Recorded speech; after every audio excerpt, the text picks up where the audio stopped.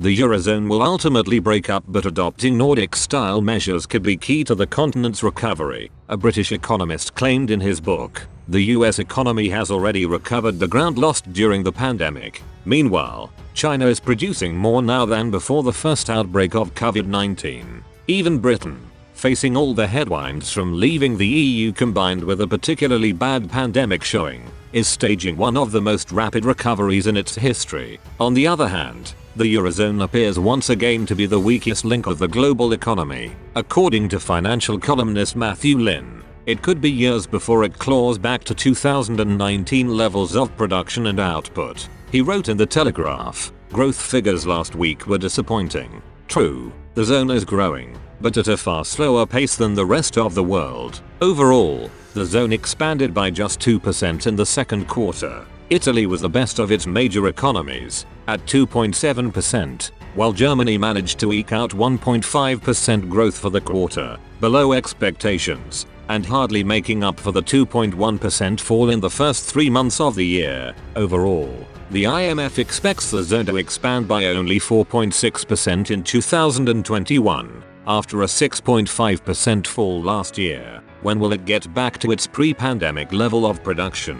No one really knows. At the current rate, it will be a while, as many fear the gloomy outlook could mean the end of the Eurozone in the near future. A 1995 book titled The Rotten Heart of Europe, The Dirty War for Europe's Money, written by British economist Bernard Connolly, has resurfaced. In the book, published by Faber and Faber, Mr. Connolly argued there are no feasible solutions for the euro crisis without a complete breakup of the euro area. However, Nordic-style measures, he noted, could be key to the continent's economic survival. Mr. Connolly wrote, "If there are no feasible solutions for the euro crisis without withdrawals, possibly even complete breakup, what does that imply? One can have little doubt that serial withdrawals and, a fortiori, a breakup of the euro area will have horrible consequences, quite possibly including a new and bigger financial crisis. But for some such crisis is, that word yet again inevitable." He continued,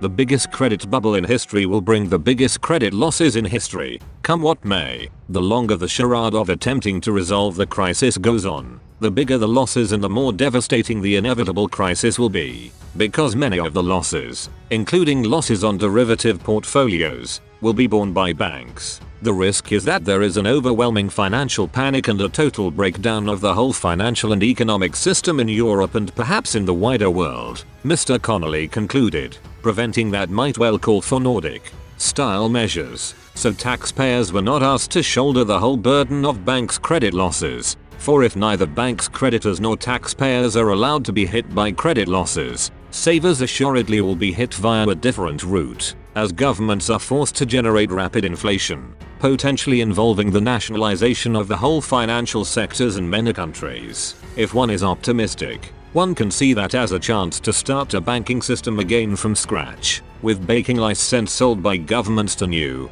good banks, with non-toxic assets in their balance sheets. If one is optimistic, in October, German Finance Minister Olaf Scholz said the EU was already taking a step towards a fiscal union with its plans to recover from the coronavirus pandemic, which involves the European Commission borrowing and financial markets. Mr. Scholz told an interparliamentary conference on stability, economic coordination and governance in Brussels, "We are moving towards fiscal union, a major step forward in the financial capacity and sovereignty of the EU.